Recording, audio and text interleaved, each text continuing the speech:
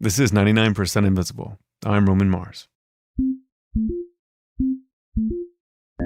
So years ago, I was talking to John Marr. He's the guy who first uttered this bedrock 99PI mantra. Always read the plaque. And we were talking about the show, and he said, you know what you should do a story about? It's one of my favorite places in San Francisco. So I went to the address and I checked it out. And I kid you not, he sent me to a gas station on Van Ness Avenue in San Francisco. He told me to look around and discover what was weird about it. In almost every respect, it's a normal Chevron gas station. It has a blue awning and the red and blue Chevron logo on the sign. But the sign and awning don't say Chevron, they say Standard, as in Standard Oil, the massive oil monopoly broken up in the early 20th century by the Sherman Antitrust Act. One of the independent companies created by that breakup was Chevron, and for some reason, even though this gas station is a modern Chevron station in every way, it's called Standard. If you call the station, they will answer the phone saying Chevron, and the attendant cannot tell you why it says Standard on the sign. I've tried. But a trademark lawyer like Amanda Lewandowski can. A trademark can be any word, name, symbol, device used by someone who has, the keyword here is bona fide intent to use the mark in commerce, and they're using that word, symbol, device to identify the source of their goods or services. That phrase, bona fide intent, means that if you want to keep a trademark, you have to use it. In this particular case, when Standard Oil was busted up, the Standard Oil trademark still retained a lot of goodwill and value. And if for whatever reason down the line, Chevron wants to take advantage of that value, the name Standard has to be used. And it has to be used in connection with whatever the underlying goods or services are. So they couldn't just print pamphlets that occasionally used mixed Chevron Standard branding and say that they were still using it for oil and gas. They have to prominently use the Standard name in conjunction with oil and gas services if they want to keep it.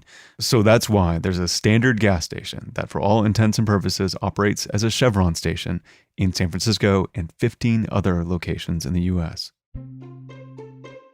This week, you should do a story. We're researching and presenting short design stories requested by our listeners and seeing where that path takes us. And in the spirit of the exercise, we're starting with what I think is the most requested design topic of all time. Here's our digital director, Kurt Kolstad, talking with me about desire paths. As the name suggests, desire paths are these unplanned routes that people just really want to take. And they're shaped by repeated use. And I think part of it is that they're found everywhere. You can just see them all over the place. And the most common type that you see are shortcuts, which are often just visible as rough dirt trails through, grassy areas in cities. So most commonly when you think of desire path, you think of imagine a circuitous or maybe like a 90-degree turn on a sidewalk. And then there's this 45-degree dirt path that cuts across and creates a shortcut. And that's the most common idea of what a desire path is people want to take the shortest path. But desire paths are not always a shortcut. In fact, sometimes they end up being a long cut. And this can happen for all kinds of reasons. In some places, there are superstitions about walking under utility poles. Right. And so people end up taking this long way around, and you can see that marked in the dirt.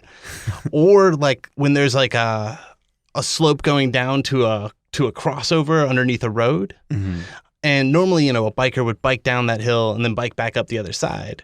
But often there's a way to just, take the grass and go off to the side. And it ends up being a longer path, but, they don't have to go up and down the hill. Right. So it's still a shortcut in the sense of energy. Right. It'll still it'll take them less work ultimately, but it also is just kind of weird because it bows out to the side. And that's not how we normally think of these things. We normally think of them as just the short way across. So this can be really frustrating as an urban planner because a lot of the reason you design things the way you do is to use the built environment to shape the behavior you want. But desire paths can also be illuminating because they can really show a designer how to make their design work better for people. Right. Sometimes they frustrate the plans of urban planners and trail makers, but other times these people can actually evaluate the behaviors that people have naturally and use that to inform their designs. So, for example, college campuses have been known to map out a basic grid of sidewalks, but then leave some sidewalks unpaved and just sort of see where people walk to fill in the gaps. Mm-hmm. And then they come back in and they pave that based on the natural behavior of those people walking. And in Finland, park planners have been known to watch and see where people walk after a big snowfall. So there's sort of a blank slate, and people cross the park, and they just trace their paths, then use that to inform a year-round pathway for that park. Oh, that's so cool. Which actually reminds me of my favorite form of snow-based desire path, the Sneckdown, which is this portmanteau of snowy and neckdown, which is, a neckdown is actually kind of hard to picture. It's like a part of the curb, like if you can imagine like a straight street and then like a little bit of a bump out of the curb, an extension of the curb is called a neckdown. So how do the people use Sneckdowns in particular? So like those Finnish park planners that are evaluating where people walk after snowfalls, urban planners can use Sneckdowns to evaluate where cars drive after a snowfall. And more specifically, they can look at where they don't drive. So when the fresh snow covers the road, drivers tend to follow a narrower path, and then other cars follow in that narrower path, which leaves a lot of area actually untouched. Oh. And this results in what is effectively like a temporary curb extension, and can also form sort of traffic islands in the middle of streets where cars just don't go. But then did they ever take this information and like use it for other parts of the year when it isn't snowy? That's really the key, is urban planners can evaluate where people don't go and use that information to advocate for curb extensions and traffic islands where they don't currently exist. And the argument is pretty straightforward. I mean, if the cars don't need to go there in the winter, why did they need to go there at all, right? Right. That's smart. I like it. It gives you like a little sandbox to play in once the snow falls, and all of a sudden you realize that you have this opportunity to replan your city in these little tiny ways. A lot of this analysis is really kind of lovely. It's like people go out and they take pictures and they make videos, and then they trace over these places where the cars don't go, and suddenly it becomes very clear the cars don't actually need that space. One of the reasons why desire paths and Sneckdowns that resonate so much with our audience, and not because they're urban planners, is because they're this great metaphor for design in general. Yes, and a lot of people use them in usability design and think about them in terms of interface design. So a really common tactic is to not just, decide we're going to make this thing this way and people are going to have to use it this way, but instead to actually look at how people are already using something and then take that and give it a more official way to work. So for example, on Twitter, ats and hashtags, those weren't built in with Twitter. Users evolved those over time. And then Twitter eventually said, oh, well, if users are using them, we're going to support this usage and, evolve what they can do. I never really thought about that ats and hashtags were basically desire paths created by the user. Digital desire paths. If you want to take a deeper dive into the hash mark, or octothorpe as I prefer to call it, Avery Trufelman did a whole episode about its origins. So if you turn your hymnals to episode number 145, you will find it.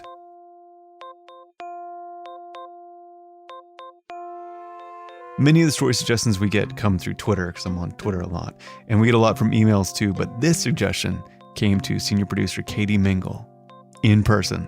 Yeah, so this was after our recent live show that we did in LA. A fan came up to me and he was like, nice job. Also, I have a story idea for you. This is great. So I was like, lay it on me. And he started telling me about it. And it was like about electrical current, clocks, and this time in Southern California when people had to make this big switch. I don't know. I didn't absorb that much of it at the time. Right. But it did sound neat. It did kind of sound like up our alley. So I went back, I started looking into it, and basically the story starts back in the late 1800s when the Los Angeles area and sort of surrounding other towns in Southern California were starting to get their first power plants. And the main motivation at the time was to bring refrigeration to the citrus growers. So they could put oranges inside of refrigerators. Exactly. Yeah. For cold orange juice. Of course. And so back in these early days of electricity, there wasn't a national standard for like what frequency of current these power plants should deliver us. What does an electrical frequency really mean, and what are the options that you have to work with when it comes to electrical frequencies? Okay, now the part of the show where I explain electricity. No, I don't want to actually do you the complete disservice of talking too much about the physics of electricity, but the way I understand it is that electricity basically comes into our homes in waves of alternating current, and you can actually think of them like pulses. And the number of pulses per second is the frequency of the current. So if you're on a 50 cycle system or like a 50 hertz system, the pulses are coming at 50 a second, and then 60 hertz would be 60 a second. And 50 and 60 are sort of the two most common frequencies. And why would you use one like instead of the other? Like what determines whether or not you're going to use one or the other? They're both fine. They both do all the things we need them to do. And you can deliver current at lots of different frequencies. But if you slow it down enough, like say to 30 hertz, when you screw in a light bulb, you apparently can actually perceive a sort of that pulsing, and it sort of is perceived as like a flicker in the light bulb. So in the early 1900s, Southern California, so like Los Angeles, Burbank, Pasadena, they all start kind of getting on this like 50 hertz system. And meanwhile, the rest of the country is getting on a 60 hertz system for the most part. And there's like some exceptions. Right. And so right now that's not that big a deal in the early 1900s, but eventually this grid is all going to all meet up, and that would not be good to have two different systems. Right. And so it starts to become a problem. And one of the things that becomes a problem is like manufacturers had to make different products for people in Southern California, because anything with like an electrical motor that was designed to work on a 60 cycle system is not going to work as well on a 50 cycle system. And one of the things that definitely didn't work as well was electric clocks. So if you had a clock that you got in New York City and then you moved to LA and you plug in your clock, it would actually lose 10 minutes every hour. Whoa. Yeah. And that is because electric clocks actually use those pulses of current to keep track of the time. You know, some clocks have pendulums, but keeping track of those pulses of current is the way that electric clocks know what time it is or when to move the second hand. And at that point, electric clocks were really popular. Like a lot of people had them. They're not quite as common anymore. So yeah, clocks were a problem, other things with motors. And then in the 30s, California started to receive power from new dams like the Hoover Dam. And this power was coming into California at the wrong frequency. And then the power companies would have to convert it. And the conversion process was difficult and expensive. So in 1936, the city of Los Angeles decided to switch all their customers to 60 cycle current. And then in 1945, the Southern California Edison Company decided to switch everyone else in Southern California over to the 60 cycle current. And that must have been crazy, because you're talking about every appliance that plugs into a wall is now like being run at a suboptimal frequency, and therefore you have to change everything along the way. Yeah, it was nuts. It was a huge undertaking. Like they weren't just like, okay, sorry, like throw out your stuff. They sent crews into people's homes to retrofit their washing machines. They sent people into factories to make sure all the machinery worked right. And it was hundreds of thousands of customers, like I think nearly 1 million customers. Wow. And then the power companies also had to change all their own equipment, all the electric meters. And then for clocks, you could actually go and drop your clock off at something called a clock depot. And there were just like rows and rows and tables of clocks being worked on, and sort of men sitting there working to make your clock work. It was the good old days. Like when you had this big infrastructure project and then everyone just got to work and made it work for everybody. Yeah, like I have no idea how many people they employed for this, but it sounds like quite a few. So by 1948, all of Southern California had switched to the new system, and the final tally was like 500,000 clocks and almost 400,000 lighting fixtures, 58,000 refrigerators. And if you think of how the population of LA exploded in the following years, it's so lucky that they decided to take this on when they did. I mean, like you couldn't possibly do it now. No, like no Right. way. And that's sort of why you'll never see like an international standard for electrical current. So you may know if you've traveled to Europe that you have to buy like a little adapter, because most of Europe is still on a 50 cycle system. And they'll never change because it would just be too much. It would just be too much. And I think the United States and Mexico and most of like Central America, maybe South America, are 60 cycle. And Japan is actually, I think, the only country that still uses 2 different frequencies in their one country. So basically, one half of the country has 50 hertz and the other half is using 60 hertz. Oh, that must be such a pain.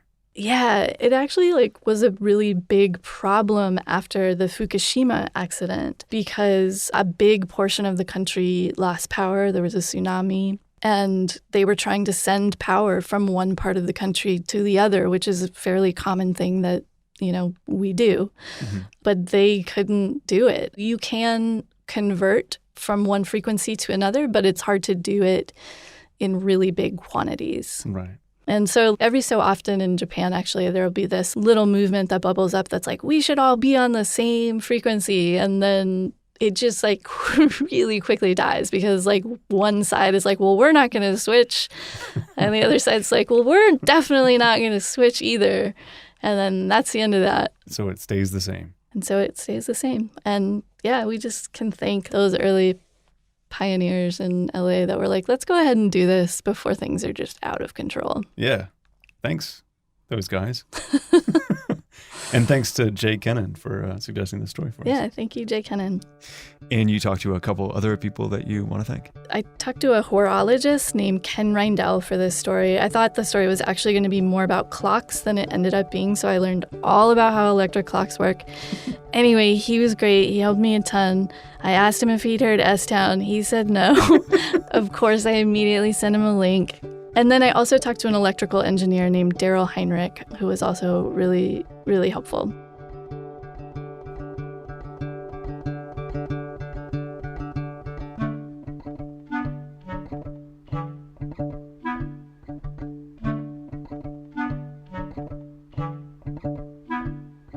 So for a long time, Kurt Kohlstedt has been obsessed with European-style tilt and turn windows, really ever since he was a kid living in Bayreuth, Germany. I can't really explain them in audio, but they're really functional and worthy of his design obsession. So Kurt wrote about them recently on the website, and several readers shared and appreciated his design obsession, and to some they were completely new. And then there was a bunch of Europeans who were just confused because they didn't understand that these windows weren't already everywhere. Half the readers were astonished these things exist and wanted to have them, and the other half were shocked that anybody would think that they were shocking because they were totally ordinary, everyday window designs for them. So this web article prompted a bunch of our audience to send in suggestions for other clever regional design solutions that we should also do a story about. One of the things that somebody suggested right off the bat, which I was instantly fascinated by, are these things called Finnish dish drying closets. They're also known as dish drying cabinets. Okay, so I'm going to try to pronounce it. It's Astian Kui Valskapi. Astian Kui Valskapi. That's what it's called. That's what it's called. Astian Kui. I can't do it. Astian Kui Valskapi. Yes. Okay, so go ahead. So the design has a pretty simple premise. If dishes can dry themselves in storage, there's no need to dry them manually. Right. So instead of having a drying rack next to your sink, you put your dishes away in a cabinet above the sink, and this cabinet has special shelves with slots, so the water falls down through each level, and it lands ultimately in the sink or on a sloped surface, which then drains into that sink. Mm-hmm. And as a nice sort of design byproduct, this ends up clearing up clutter in your kitchen, so you don't have this, annoying dish drying rack that's always half full of dishes sitting next to your sink. So your dish drying rack is essentially the same cabinet you put your dishes away in. Exactly. It's a one-step process. You just, take the dishes, put them away, they dry themselves. I love it. It's so beautifully simple. They should do that everywhere. That's for sure. We should have those everywhere. So this regional design masterpiece was suggested by Anton Hegman. Now that he lives abroad, Anton says, I have to dry my dishes on a rack that sits on the counter like a barbarian. It's true, Anton. I agree with you. We are barbarians. So you wrote an article about that one. It was a huge hit. And then it caused people to send in other little regional design solutions. And suddenly I had a lot of regional design solutions to work with. And one of the first ones that came out was this kotatsu table, which is a Japanese furnishing that doubles as a heating fixture. So picture a really tall coffee table with a quilt over the sides that you put your legs under. And underneath these tables, there's a small space heater. And this top layer of the table, it's a little hard to picture, but just like two panels sandwich this blanket. So you have a surface that you can set things on, but you also have this blanket, or comforter extending out on all sides. Instead of sitting around in an arc facing a fireplace, you can actually sit around in a circle and face each other and pull up sections of this cover and then sort of interact around this central heating element. Why is this a Japanese thing? So these historically been really useful in Japan specifically because home insulation is often sparse and whole house heating can be difficult and expensive. And then traditional Japanese clothing also lends itself especially well to this form of space heating because warm air can flow up through the folds of a spacious kimono and then out the neck and armholes. I mean, that's sort of what I like about it is it has a lot of very specific reasons that it comes out of Japan. Yeah. But a lot of those aren't necessary to it functioning either. A lot of those things would work for really any place or culture. But the way that it's optimized for a kimono suggests that it didn't used to be electric heating elements underneath. No, historically, they came from a food cooking system that was in the floor. So they had these charcoal burning food cookers in the floor, and this morphed into a system where they would try to use that to heat the home. And then eventually, in the modern era, this sort of more dangerous, prone to fire solution was replaced by an electrical heating system. Right. Cool. What are those called again? Kotatsu tables. Kotatsu tables. So these would be great everywhere as long as you didn't burn your legs. Is there any instance, did you read about anything about people burning their legs? Oh, yeah. Like there are advisories that say don't fall asleep under your kotatsu table. It can definitely lead to injuries and things. So it's not a perfect design It's not a perfect design solution. But you also just shouldn't sleep under tables in general, probably. So but especially not hot tables. Especially not hot tables. So it's really important to use the kotatsu table as described. But that is not like our next design solution, which one of its powers is the versatility of this object. It's called the Hills Hoist. The Hills Hoist is effectively the opposite use case. It can be used for everything that it's not designed for. So describe the Hills Hoist. Basically, it's a rotating clothesline. It has a central metal pole that sticks up from the ground, like the trunk of a tree, with smaller clothesline supports that branch out from the top. Mm-hmm. And then this thing sits in backyards and it spins slowly in the breeze, drying clothes on a series of lines that just sort of circle that central pole. And where is the Hills Hoist from? The Hills Hoist was developed in Australia and pioneered by this guy in the 1940s who was coming back from the war and decided to basically build his own backyard rotary clothesline. And it wasn't the first of its kind, but his really took off. They became a commercial success, and now that company sells millions of the things every year. This is not just a thing for drying clothes in your backyard. This has become an iconic design that's really tied to Australia. Yeah, one of our listeners wrote in with a really great, very detailed explanation of its role in Australian culture.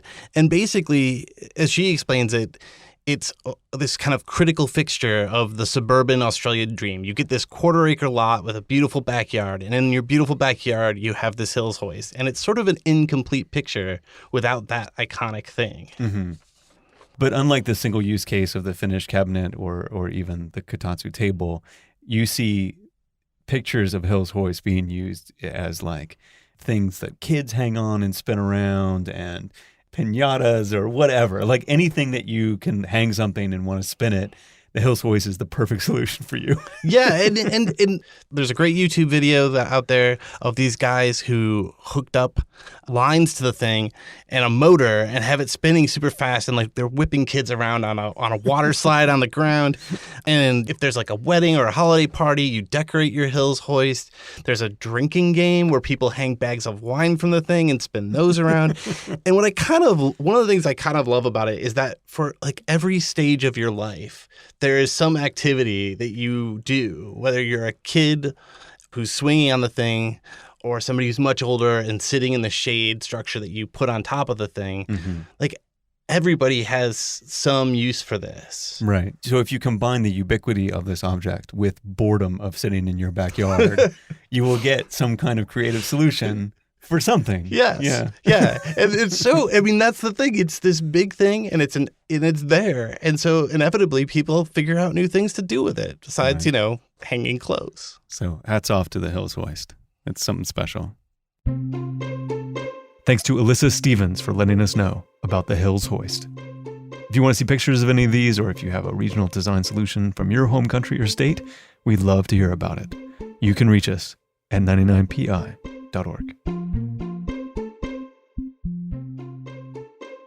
99% Invisible was produced this week by Kurt Kolstad, Katie Mingle, and me, Roman Mars. The rest of the team is Emmett Fitzgerald, Delaney Hall, Taryn Mazza, Sean Real, Avery Trufelman, and Sharif Youssef. We are a project of 91.7 KALW in San Francisco and produced on Radio Row in beautiful downtown Oakland, California. You can find the show and join discussions about the show on Facebook. You can tweet at me at Roman Mars and the show at 99pi.org. We're on Instagram, Reddit, and Tumblr too. But there's still a raging debate about the best way to depict a lane ending on a road sign at 99pi.org. Radiotopia.